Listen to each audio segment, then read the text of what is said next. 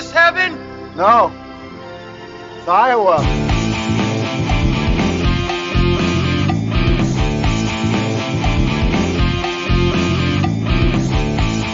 Eric, Eric. I really need your help. Oh, let me answer. Is this a payphone you're calling me on, Ben?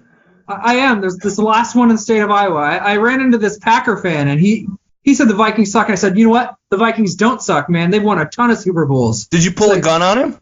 And he said, hey, man, okay, if that's true, why don't you get me a Viking? If you're so confident, why don't you get me a Viking Super Bowl ring?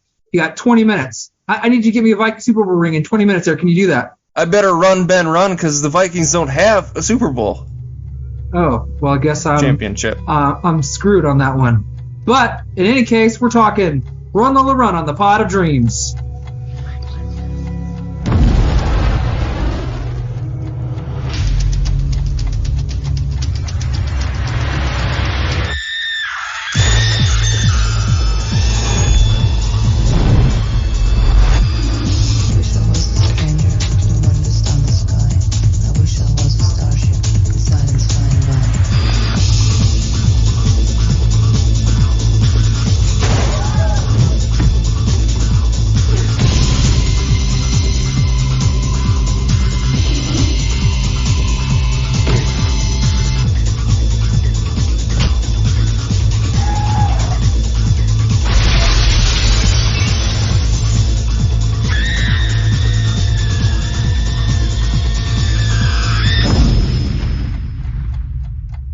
Welcome, everybody. If you listen, we will pod.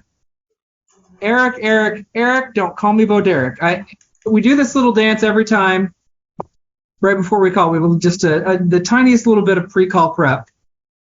And I can always tell, based on your facial, there's always just a quick tick, whether you like the movie or not. It's a dead giveaway. You got to work on your poker face. I was trying to learn German.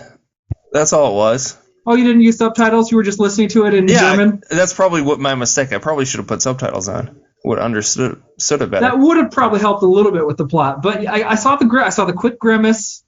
The thought of talking about this movie just didn't seem to bring you joy. There was a quick expression of no joy on your face.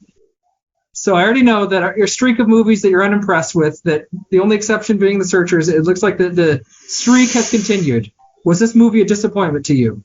Based on your whatever expectations you have. So, okay, a couple thoughts on this movie. It has a unique aesthetic. It clearly has authorship, right? Like, you can tell the person that made this movie was a human being with their own ideas that had an original plan and made this thing, right? It feels unlike any other movie, which is, I think, a check in the positive. I would argue a big positive. Yeah, no, yeah. It is.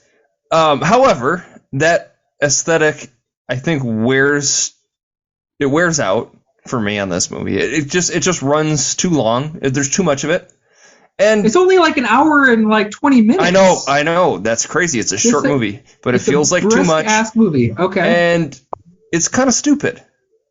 It's the plot of this movie is a girl trying to get money because of her fucking dumbass boyfriend.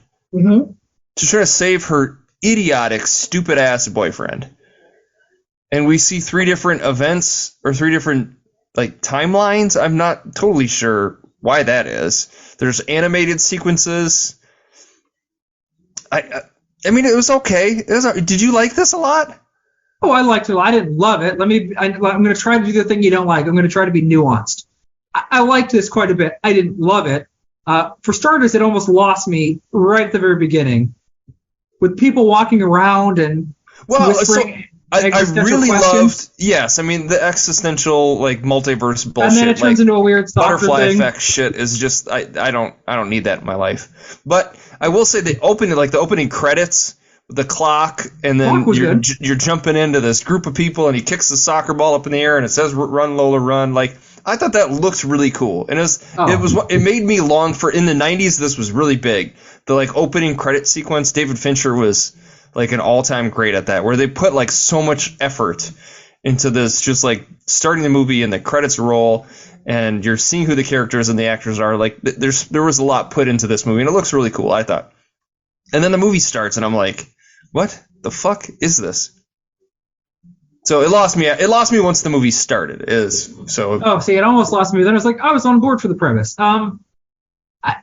I think some of the things I'm sensing that you don't like is it wasn't clear what was happening. There's a lot of ambiguity and mysteriousness, which doesn't usually play well with you, in my experience talking to you. I just don't know why there's mysteriousness. Like, did she get in some time? Is it like Donnie Darko? I knew like Eric's going to want an explanation for what's happening. I was like sitting there like, I bet Eric's going to be there's no explanation for. I don't know why it doesn't really matter. There's lots of ways. This your catch-all answer to this. Oh, it doesn't really matter. Okay, then why the fuck am I watching it if it doesn't matter? Why she goes back in time doesn't matter. The movie clearly didn't want to explain it. That's what doesn't matter. I'm not saying the movie doesn't matter. I'm saying they don't explain things. She seems to have powers.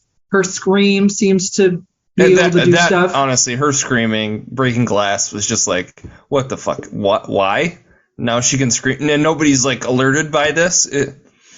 It's not tethered to any reality in any way. It isn't. It's not interested in reality. It's not interesting. We're not coming with a time loop explanation. We're not explaining why she basically goes back each time and tries to fix it. Well, she doesn't go back. That's not even true. I disagree. She doesn't remember anything that happens. That's not true. So early on, she helps rob the bank at the grocery store. At the first of the three. And he's like, pulled off the safety. And she doesn't know. It's like, what's that? And he's like, on the side, flip off the safety. And then in the second iteration, she knows about the safety. Her procedural memory knows what to do. It's maybe. I mean, she does turn the safety off. You're right. She does. She just knows how to do it. She didn't forget what the safety was. She just instinctively knows. Her procedural memory takes over. And she also learns like the. But she has no other like active awareness that this already happened. I think she does, and she also jumps over the animated sequence where she comes out of her apartment and there's the guy loitering with the dog. She gets tripped in the second one, and the third one she anticipates and jumps over the trip. I think she clearly is learning and going back and tinkering and adjusting. And I think it's all just luck. This movie's like the butterfly effect. It's like you do one thing, you affect this, and this changes this. And so one thing changed one way. She was a little late on the other thing, so the whole thing happens differently. I don't think she had any awareness of what she was doing. She didn't know the implications of every choice she made, but she clearly had memories from the ones before it. I disagree. Like she didn't know. I disagree with you. I disagree with you disagreeing with me. Okay, that's fine. She didn't know that when she bumped into the lady had 3 different lives, and like that first old woman she bumps into. What is that? Why does she? How can she see what happens to them when she doesn't see that? We see that. She doesn't see that. We see that as the viewer. I don't think she's aware of it. But again, we're gonna have, as often the case, very wildly different viewing and interpretations of what actually happened. I think she does gain knowledge. She like knows the bike's stolen by the second or the third time when the guy tries to sell her the bike. But each time she only has 20 minutes, so she has to sprint.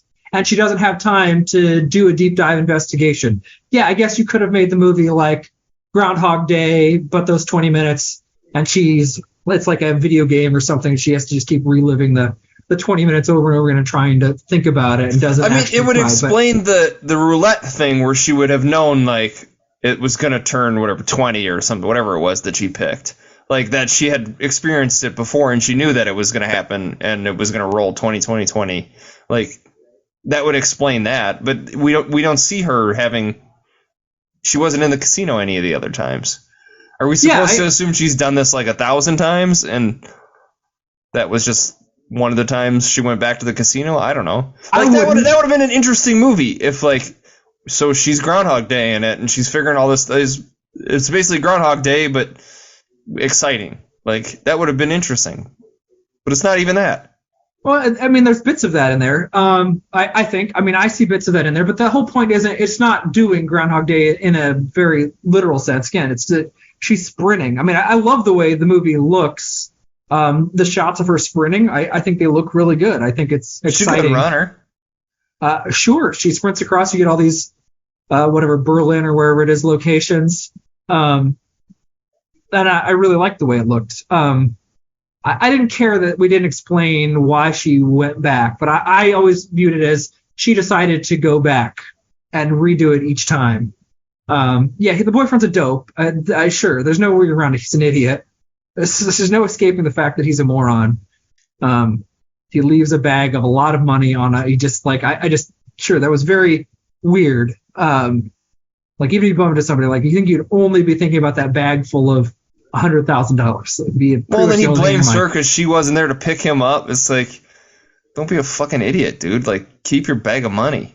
And I kept thinking too, like the guy's on a plane to Tahiti or whatever. Like he just stole the money 10 minutes ago. There's no way that guy like got on a plane already. Look for him.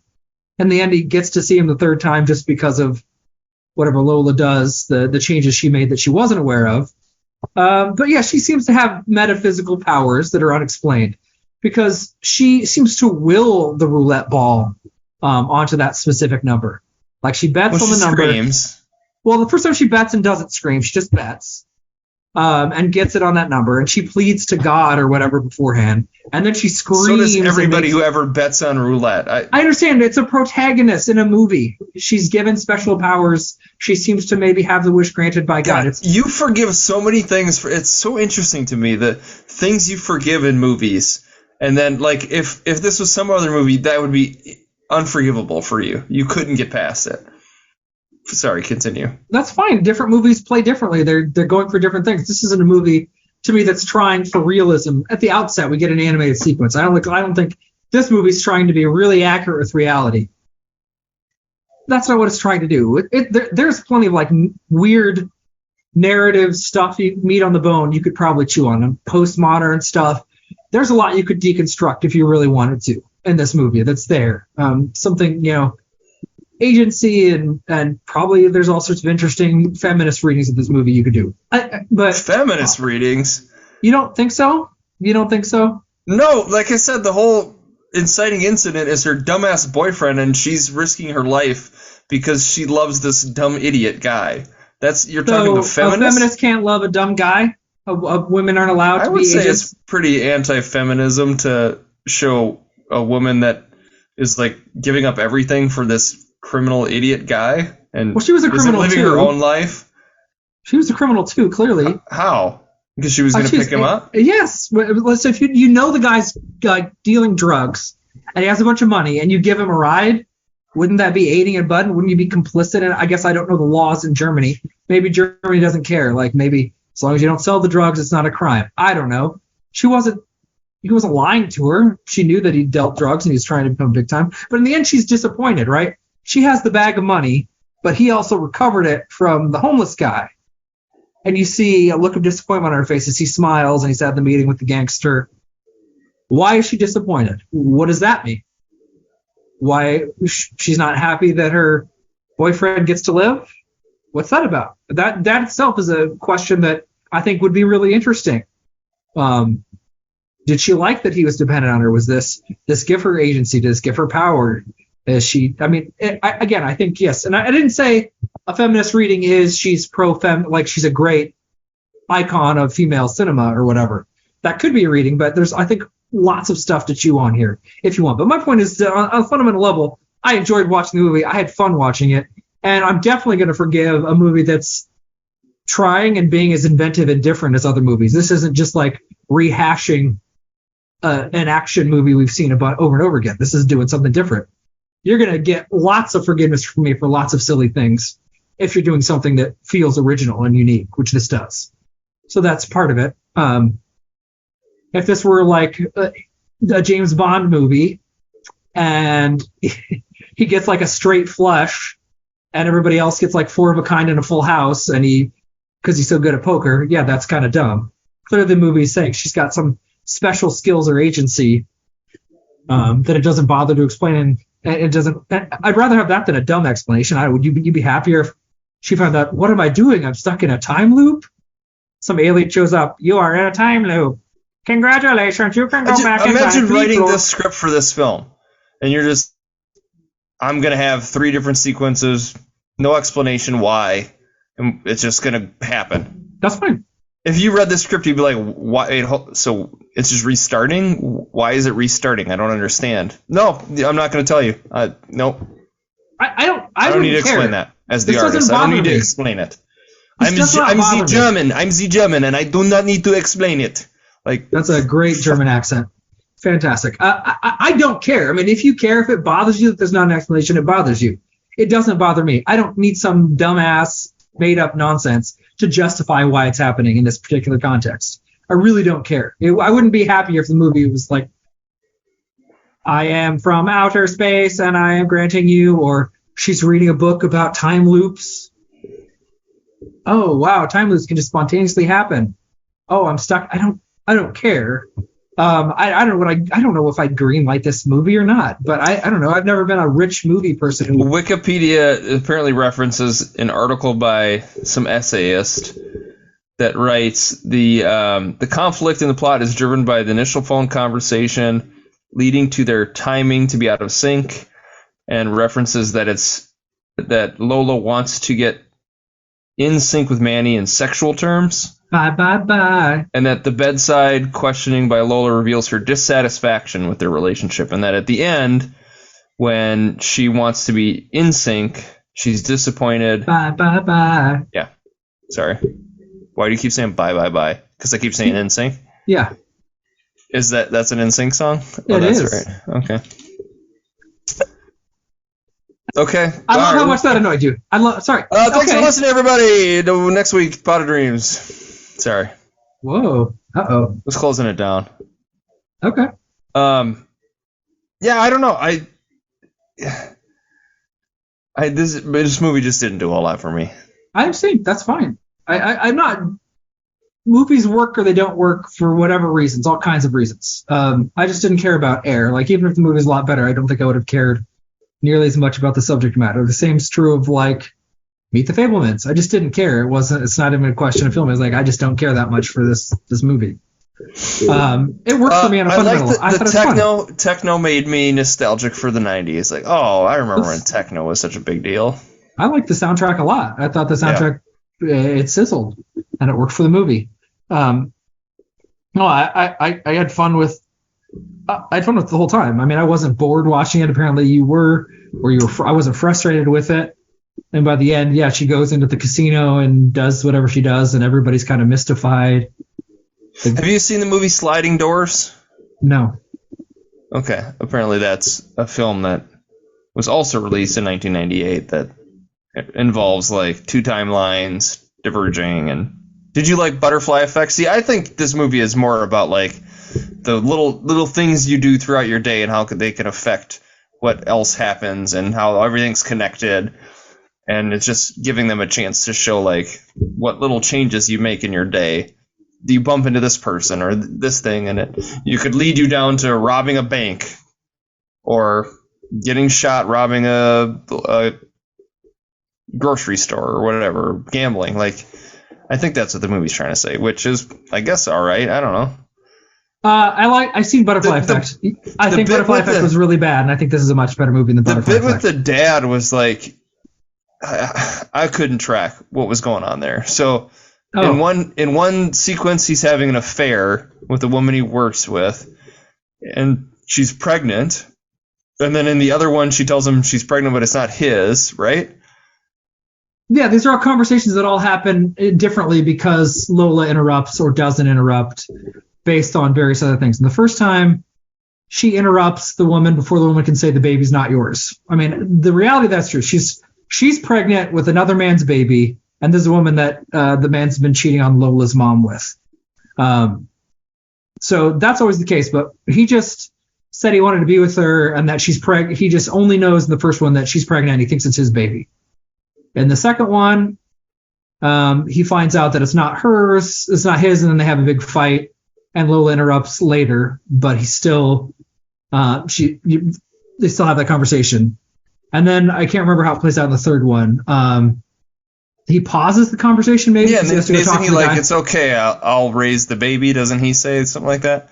Yeah, I guess. I think so. But it plays out differently because of the interruptions. Why? Like, what is the purpose of that in the movie? Just as another thing Lola has to interact with?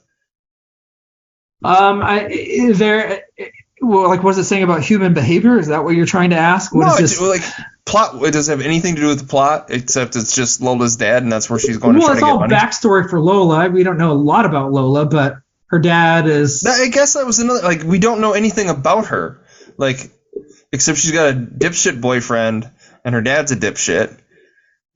Why is her dad a dipshit? Well, he's cheating on her mom, and he's kind of a dick to her when she he's wants help. The boyfriend's a dipshit. I think the dad's just an ass or a dick, but whatever. We're quibbling over which slang terms to use. He's the manager of a bank. Lola's not his daughter. We found that out. I think I don't remember which one we find. Is that right? Yeah, I said, you're a cuckoo. Now you know. So I don't know if you know what a cuckoo bird is, but they lay their eggs in other birds' nests, and then they get raised. But he was about to raise someone else's baby, too. Sure. So he's done it twice now? I guess. This time he's knowing about it, I suppose. I don't know. But we find out, yes, that Lola's not his. Her mom is an alcoholic. And her mom is cheating on her dad. We know that. So she's had probably not great parents throughout her life. I mean, whatever. Her boyfriend's trying to be a big shot gangster, but he's kind of dumb.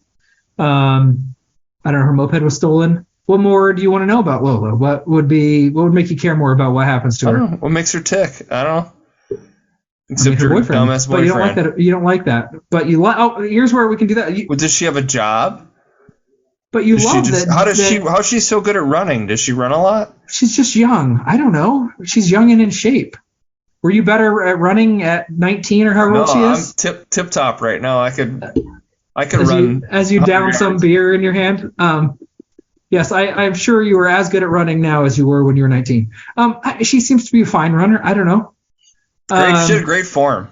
She had really good running form. I guess it looked like it'd be pretty tough to shoot those scenes. I mean, it looked smooth. All the running sequences, and you can tell with an actor if they're like not a good runner. Like Tom Cruise is like a all-time runner. He's really good at it. Sure. That's probably their most important trait. I mean, you can talk about facial expressions all you want, but how are you running? Can you run in character well?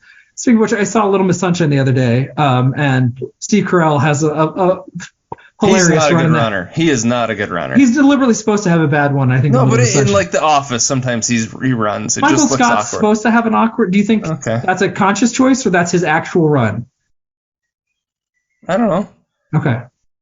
Yeah, Michael Scott has an awkward run. Maybe Steve Carell does. I don't know. But I liked how it was shot. But it sounds like there sounds like there wasn't enough information for you.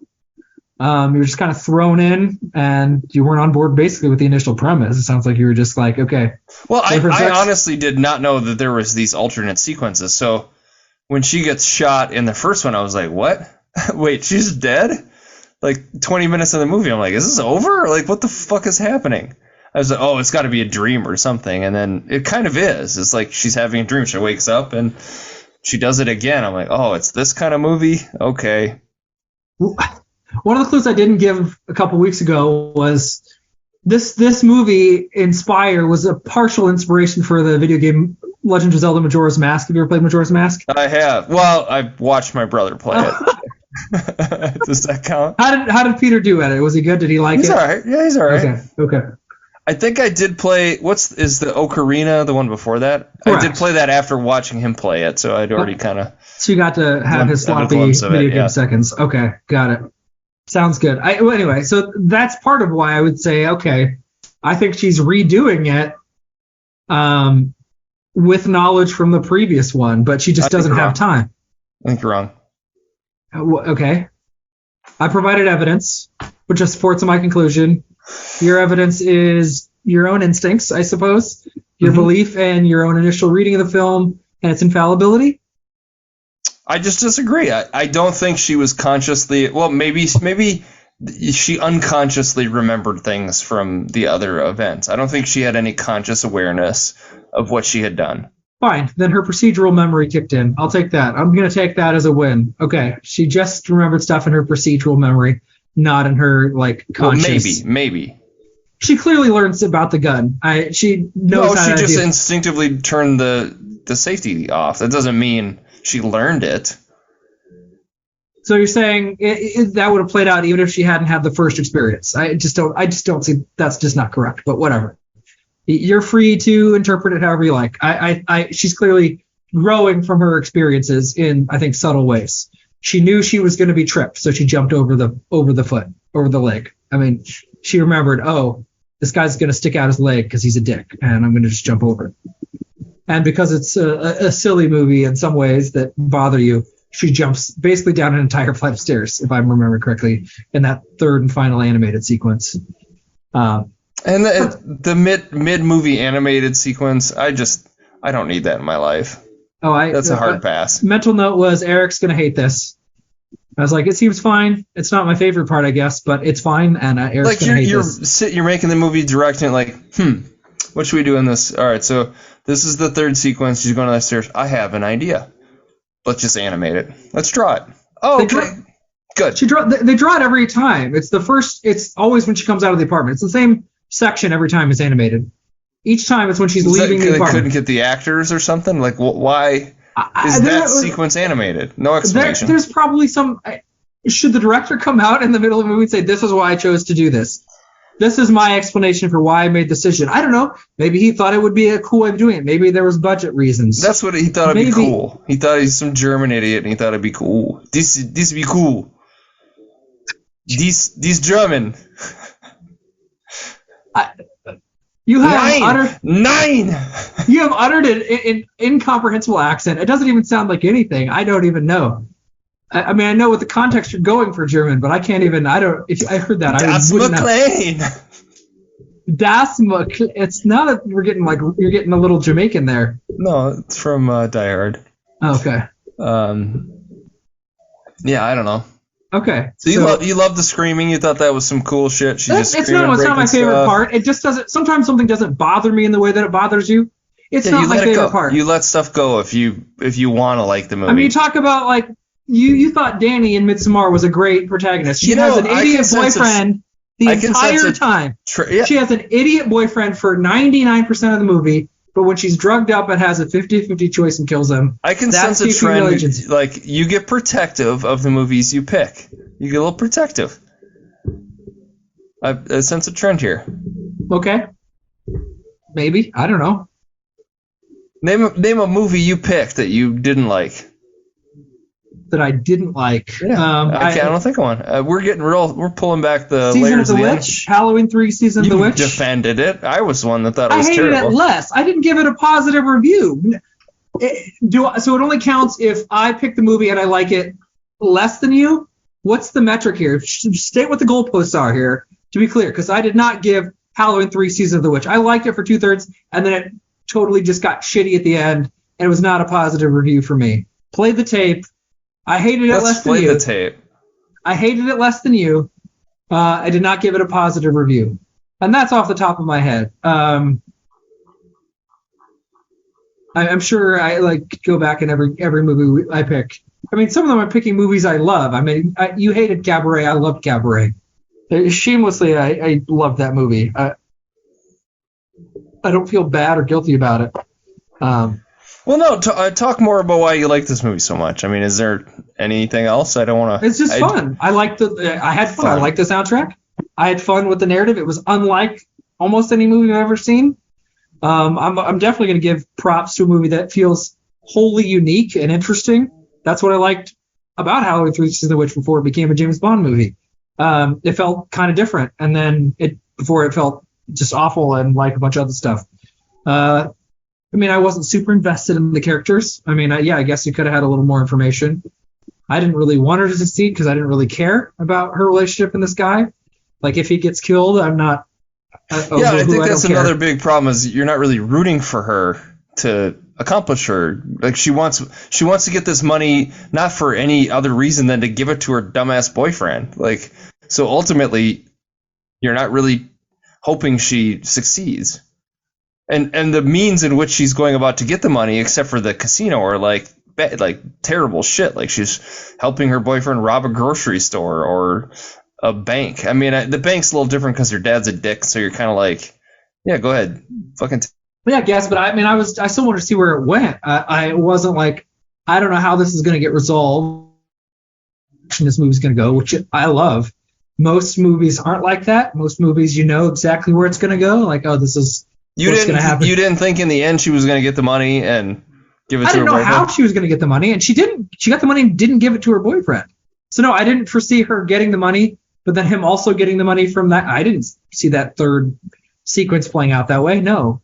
Yeah, I thought maybe she would get the money in some way and give it to him, and she got the money and didn't give it to him. So yes, that was a minor surprise. And I normally don't like to do this, but I think a way better movie is just like her trying to get $100,000 in 20 minutes and seeing how she does it. Like, that would have just been a better movie. Instead of this bullshit, like 3 different timelines and fucking like, just make a cool, interesting movie about how this lady is trying to get $100,000 in 20 minutes. Yeah, maybe. Okay, I'm normally on board for a movie like that. She's got to steal, she's got to rob, like, I don't care. But I mean, that's like Snatch is that movie. Like, I'm not, like I said, normally 100% on board for a movie like that. But when you throw out all this like animated sequences and it makes weird choices you don't like. That's fair. Yeah. I did. I thought, oh man, and I think I'm not defending the animated sequence. They're fine. I don't know if that's a defense. Like, I don't hate them in the way that you hate them. If that's a rabid defense of the animated sequences, Eric, okay. They were fine. They weren't my favorite part. They didn't bother me. They didn't get in the way. I guess Beau is Afraid has some animated sequence. I haven't seen it, so we'll see how that goes. I'm sure you'll forgive it, just like you didn't have a problem with Danny, having a shitty boyfriend the entire movie. That wasn't a problem for you watching Midsommar. That wasn't a deal breaker. They're like, wow, I gotta watch her, and she's got this shitty boyfriend, and she goes with like. We gotta watch her grow. Yes, she grows so much, so rich. So I mean, I think in the end, this movie is too weird for you. It makes weird choices that you don't like. I'm ambivalent about some of those weird choices, but on the whole, I had fun, and it's different, and that to me counts for an awful lot. I'd rather have a movie that has got a clear authorship that makes weird choices, even if they seem dumb or unappealing, is better than playing it safe to me in general. That movie where she just has to rob people and she has 20 minutes to do it, and it's in like real time or whatever the verite way you want it. That could be good, I guess. Well, it's kind of like the criticisms of Christopher Nolan, right? Are usually like, why make this stuff? He's got to make it time and sequences, and he's got to mix it up. Well, like, just make a good version of the movie you're trying to make. Well, this guy isn't Christopher Nolan. I wouldn't ever say that. No, but I'm just saying, I think that same sort of criticism would apply to this film. Is like, you're trying to make it some artsy, like 3 different timelines and butterfly effect and chaos and determinism and all these like weird ideas, but you're not really doing that. And you mix it in with this woman who's just trying to get $100,000 in 20 minutes. Like, I don't know. I mean, just make a version of the movie that's good. If you want to make a movie about determinism and choice and free will and all that, like, okay, fine. But I don't think that's what this is. If it is, it's very sparsely discussed or touched on in a way that you're giving it credit for that. I don't know. I think a lot of people would. I think there's a lot of filmmakers and critics who would in fact give it credit. And that's why people value it and they think it is doing those things in an interesting way. I think that's why a lot of people value the movie, and that's the movie he wanted to make. In the same way Quentin Tarantino wanted to make Once Upon a Time in Hollywood, he wanted to stick it to the hippies, Charles Manson and the evil hippies. That's what he wanted to do. That's his choice. Not my choice. I didn't like it. It made the movie worse for me, but that's the choice he made. Disagree with the choice, but this guy wanted to do the weird postmodern. We're going back and redoing it with everything being slightly different and seeing how stuff plays out. Not all of it worked for me. I also think there's like not enough hot dog fingers in this movie too. I think there really should have been more hot dog fingers. This is definitely not everything everywhere all at once. That's for sure. That movie is transcendently awesome. This is just pretty good. I mean, again, this isn't anywhere in my favorite. I didn't connect deeply with this movie. I'm not spiritually connected. I really didn't love the spots where we see like what happens to the random characters. That's probably my least favorite part of the actual movie, is like her bumping or not bumping into somebody or dodging them or saying something slightly different. They were all bad things that happened to them, though. one woman won the lottery. In the third sequence, they were all positive, but I think the first two sequences, they were all bad. Yeah, maybe. Which maybe is saying something to your free will, like. Yeah, maybe. But I don't care about all that extra stuff. I just thought this is a unique movie that I enjoyed and had fun watching. I'm not trying to convince you that all the extra stuff is great or super well executed. I don't really care. I mean, lots of people will argue about it or have strong feelings. I think some people really love it. The Wachowskis really love this movie. It had a lot to say to them. And that's fine. Okay. Well, it did. That's true. No, I'm just saying, are we sure the Wachowskis are good? Is what I'm saying. Whether they're good or not is whatever. I'm just doing as evidence that other people found it to be really valuable and they loved some of the ideas in here. I think the Wachowskis are. We should do one of their movies because, like, I came close to picking one of theirs a couple of times. Not The Matrix. I love Bound. I don't know if is that. I've never seen Bound. No. Fucking awesome movie. I mean, The Matrix is their best movie, but true. Bound is really good.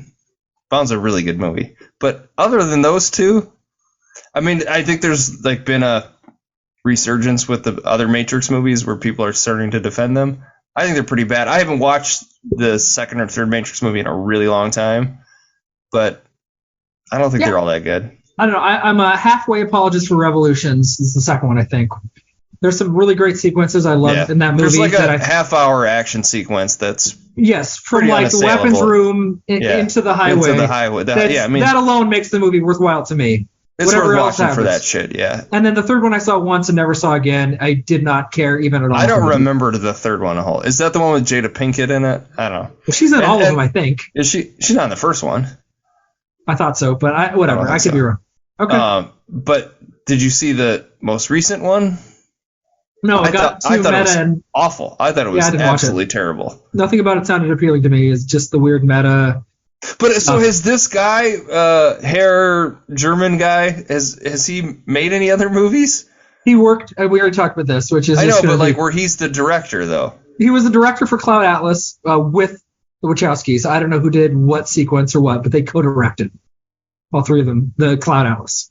And I think he's got one or two other movies. But yeah, I don't know. He has not had an illustrious career, and maybe it's because he's in Germany or doesn't want it, or maybe people just think. Tykwer? Tykwer, I think. Tykwer, something like that. But yeah, I mean, his career isn't like. Oh, I've seen The International. Is that any good? It was all right. I think it was Sean Penn in that, or no, Clive Owen's in that. I think. Okay. Yeah, Clive Owen and Naomi Watts. That's all right. That's an okay movie. All right. There was obviously not weird narrative flashbacks and reconfiguration. No, I think it was like more of a down the line kind of thriller movie. Spy thriller thing? Sure. Yeah. Okay. Yeah, that's all. The other ones I don't know in his filmography. Huh.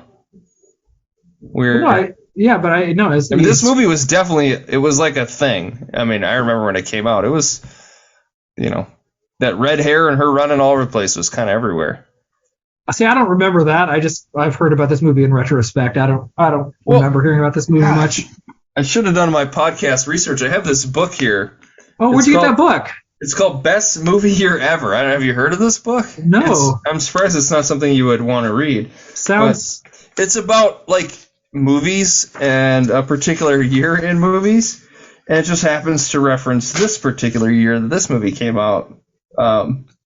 I bet there's some answers to some of your questions about why choices were made in that, Eric. Actually, you could probably read that and judge Tom for his movie choices. There's not a specific chapter for Run, Lola, Run? I think there is. It's following Go and Run, Lola, Run. They're all combined into one chapter. Okay. Called After the Game is Before the Game. Should I just read this chapter for the pod? You think that's good podcasting? That'd be great. And probably not a copyright violation at all. Following that's the Christopher Nolan movie, right? Correct. Well, I would assume the Christopher Nolan fan would know that, but yes, it is. Yeah, it is. So kind of combining those three. I've never seen Go. Have you ever seen that movie? No, I don't even know what that is. I read that chapter a long time ago, and I don't remember what it. Wait, you've read this book too? I have, actually. I'm just gonna flip pages here while. That's fine. I can vamp. Yeah, go ahead and vamp a little bit while I flip So pages here. Eric is uncomfortable with anything he deems strange or weird. He finds it off-putting. Unexplained phenomenon his brain can't process. So he tends to reject stuff. It's probably because I'm too dense to understand it. Is probably what it is. It's just too strenuous for his brain. It's like this isn't steak and fries at Outback, so it's scary and different. Go with the Doug Liman movie. Oh, the Bourne guy, right? Bourne Legacy? Is that Doug Liman? No, Doug Liman he did that Live, Die, Repeat movie with Tom Cruise. Okay. I think he directed Swingers also. Am I right? I don't know. I should probably return this book to its rightful owner at some point. He did direct. He directed the first one before Paul Greengrass took over. Oh, he did? Okay. I think so, yes. That's what it's telling me on Wikipedia. Well, coincidentally enough, Lola is in the first Bourne movie. Oh, or should we? Well, give me your 2-star out of 5 rating. It is. You nailed it. 2 stars. 100%. Boy, what's my rating for this movie? How about you guess? 4. No, 3.5. Oh. I think it's worth a watch. It did not feel long to me. Apparently, the hour and 20-minute runtime was just really tedious for Eric, but it flew by. If I had time, I was going to rewatch it and try to see what else I missed the first time around, but that just wasn't going to be viable. The 3 little kids were. But I definitely think it's worth a watch. But yeah, there's weird stuff. It doesn't explain stuff, and I don't know if that bothers you. Skip it. I'm gonna skip it. Okay, you skip it. Don't ever watch this movie, not even once, Eric. But all right. So you mentioned Bourne Identity and our gal Lola. Do you want to get us to?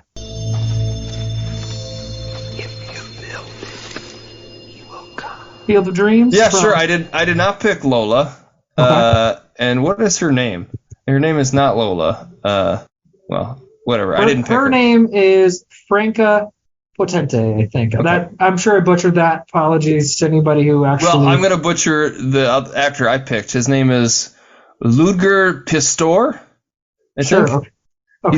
He's German. He's a German guy. I figured. But I have seen him. He plays the... Was it her teacher? That it's meeting her dad because he knew her. Was it just her dad's friend? Yeah, and the guy that gets in the car accident twice and then gets beat up by like the gangster dudes. And then in the third one, she like doesn't jump on her car, so he doesn't cause the accident. And then he meets. She learns because she knows the car's coming out. Well, no, I think it's just a coincidence. But anyways, okay, it's that guy. Whoever that, I don't know. I think it was her, referenced that he was one of her teachers, but maybe and dad's friend and a client of the bank. I don't know. Yeah. Fair enough. Whatever. Anyways, but he's been in a bunch of stuff. He's in X-Men First Class, but I remember him from Casino Royale, the James Bond movie. He's like the guy that has the code to put after James Bond wins the poker tournament. He puts in the code and gets paid. See, yeah, that scene always bothered the hell out of me. I'd rather believe James Bond has magical card powers than he just happened to get a straight flush when everybody else got these monster hands. But okay, yes, I remember the hand. I don't remember what happened after it. The guy cried. He also cries, and Matt's whoever it is cries blood. Yeah. Okay. Anyways, yeah. So he's in Casino Royale. Mads Mikkelsen is the bad guy in Casino Royale. He's great, amazing in that movie. He's just all around awesome actor. So I'm gonna cheat here. He's in a movie that's actually not out yet. So a little bit of cheating here. He's in Indiana Jones and the Dial of Destiny. Oof. I think he plays the villain in this movie. He seems like he plays a villain. What are your thoughts on the upcoming Indiana Jones movie? I really badly want it to be good, but my brain, every is there neuron, any chance it's good? Every neuron in my brain says there's no way it's good. There's no way it's good, right? There's absolutely no chance that it's good. Like I saw the trailer a while ago, and for a second I kind of squinted and felt a smidgen of the old magic, and my heart wanted to believe so badly. I wanted to believe, but no, I'm assuming. I don't think it's going to be good. I'll be happy to be wrong. If rave reviews come out and say this is a fitting end to the Indiana Jones narrative, I'll be excited and I'll make time to go watch it. But I don't think that's going to happen. I watched Raiders of the Lost Ark with my daughter. She liked it. Okay, I kind of made her watch it. And then we've kind of watched bits and pieces of Temple of Doom. Did that get a better reception? No, it was. She didn't like it. She liked it worse than she liked Short Round. I think she was a big fan of the kid, kind of taking over the movie. And he's so good. Oh my God, he's so good in that movie, Short Round. Well, have you seen him in Everything Everywhere All at Once? I mean, he's just tremendous in that movie. Did he have hot dog fingers? Oh, no, he didn't have hot dog fingers. He's not in any of the hot dog finger sequences, I don't think. It's just... He's good in that movie. He won an Oscar. Like, he's... Kiki Kwan's freaking Data from Goonies. Like, he's an all-time... For me, he's an all-timer. Of course. I agree. Anyways. I'm not disagreeing with that, Jake. Harrison Ford's in Indiana Jones, because he plays Indiana Jones. Oh, okay. And he's in Star Wars. Pick a Star Wars, and James Earl Jones is in that. He's in Field of Dreams. Okay. All right, so I went with the dopey boyfriend. I didn't recognize him for anything, so I had to look at his IMDb.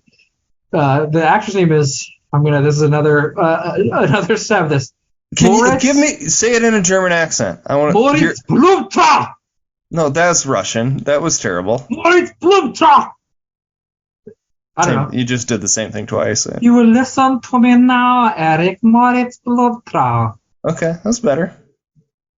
I had to, that's as good. That's as good as I can do. Can't really do a German accent. But anyway, the guy that plays Manny, he's in the Spielberg movie Munich, which I realize I've actually never seen. So, possible future episode. I've never seen Munich. Have you seen Munich? I have. Okay. Great movie. Daniel Craig's also in that. When I rewatched Munich a few years back, I was like, I totally forgot he was in it. He's great in it. Amazing. Okay, good to know. George Clooney is in Munich. He is also in a movie called... George Clooney's in Munich? Am I thinking of the wrong movie? What movie is he in? Oh, is he in... I might be totally Syriana. Screwed. Maybe I'm thinking of Syriana. Oh, this is Eric Bana. Oops. Yeah. Whoopsie. Eric Bana's in Munich, for sure. It's like, George Clooney's not in Munich. Whoopsie. Trying to sneak that one by me. Well, I guess I cheated because I picked a movie that's not out yet, so we'll let you cheat. We'll pretend George Clooney's in Munich. He'd be great at Munich, though.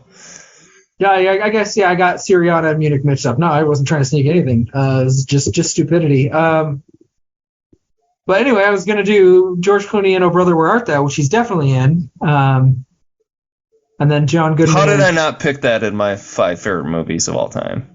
Because it's 5 movies is not all that many when you're thinking about every movie. Yeah, and I suppose I picked Lebowski over it, but boy, do I love Oh Brother. Sure.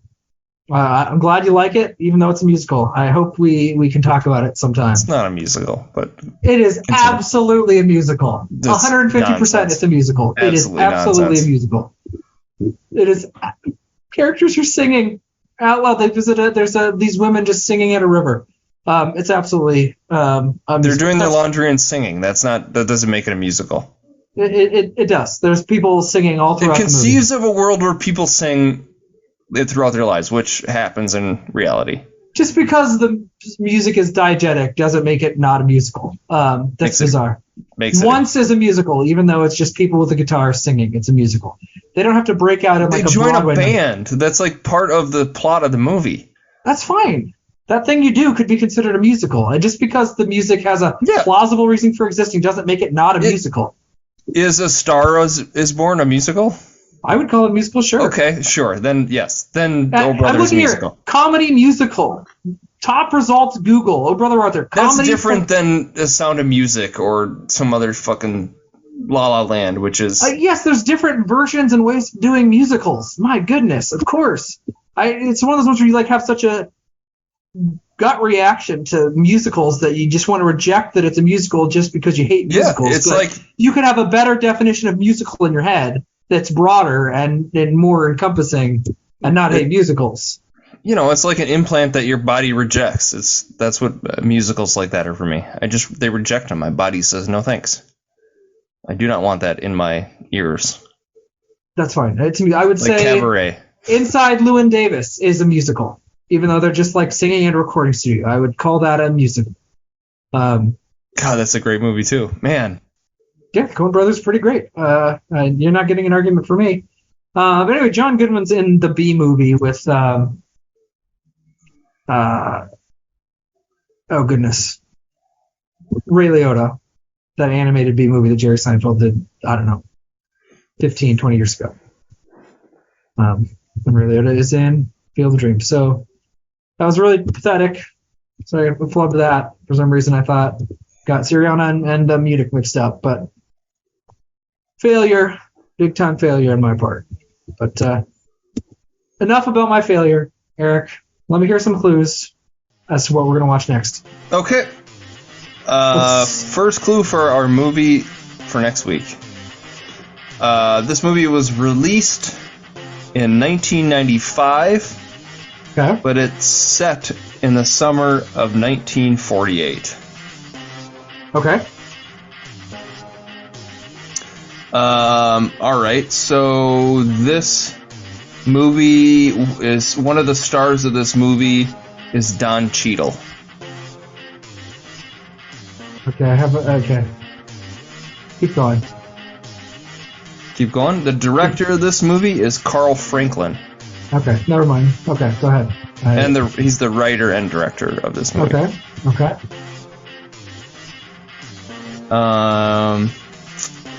Let's see.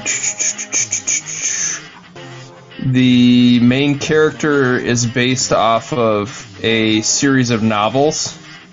His character's name is Easy Rawlings. There's like a series of Easy Rawling novels. Okay. Written by Walter Mosley. He's an author. That does nothing for me. All right. So one clue, last clue, this is 5? Sure, yeah, that's number 5. The star of this movie is Denzel Washington. 1995. Denzel Washington, set in 1948.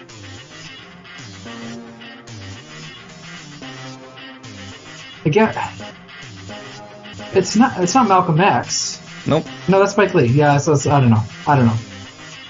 The movie's called Devil in a Blue Dress. Oh man, the first rated R movie I ever saw. Okay. Oh, you've seen this already? Dude, I saw this when I was 11 years old or 12, so I have virtually no memory of it. But yes, I have seen it. Amazon Prime. It's a movie I have long wanted to see. Okay. And I just saw that it popped up on Amazon Prime. I've never seen it.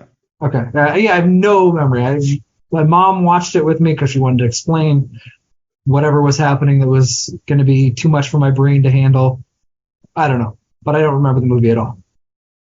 I just remember that was the first rated R movie I ever saw. Okay. Going way back. Fascinating. Yeah, we're gonna uncover some memories here for you. I think so. I'm looking forward to it. Let's excavate my memory banks here. Or we could just watch Run, Lola, Run again. I should just rent it again. You should. Give your more money to whoever owns the rights to that movie or whatever, for sure. Definitely do that. Pick up on some of those things you missed, See some of those subtle differences. Just go with it, Just go with the narrative. Don't ask too many questions. Can I just ask, are you wearing a dress shirt with holes in both of your elbows? Let me paint a picture here, everybody. So Ben has what I would say is a pretty nice looking, like, blue button-up, like, dress shirt. Something you put a tie on and wear a suit, like, very formal dress shirt. And he put his hands on his head and leaned back, and I noticed that both of his elbows have giant holes in it, like Kurt Cobain's jeans. Kurt Cobain wishes he was as cool as me. Insanity. Throw that shirt away, my friend, or get some You should get some patches. Have you ever put patches on a shirt? Those would be. No. You should get some plaid patches and put that on your shirt. Okay, sounds good. I'm glad I could stretch my arms out and you could see that. See, you wouldn't have known if I'm just like this. I didn't know. Honestly, I didn't see it until right now. You're an important client I'm having a call with. It's just a shirt. It's nondescript. You don't care. You don't notice. You move on. So as long as I don't do that, you never notice. It still works. Notice. In the era of Zoom, it works just fine. How do you do that? Are you sliding on the ground? Like, what's with the elbows? I have no idea how it started. You know what it is? I think you are Incredible Hulk. I think you Hulk out and just rip through your shirt. I do get quite angry, but I think it's probably that I sit on the tail and then make too many sudden movements and then it rips. Right, because I don't tuck my shirt Or you're in. just throwing punches too much and just... No, I stretch, I reach. It's all that running you're doing to get that money, that $100,000. Run. I get $100,000 for the black market fake Minnesota Vikings Super Bowl ring. Yes, that's right. No, okay. I'm glad you guys did it. Yep, that's great. Thanks for listening, everybody. Bye. Bye.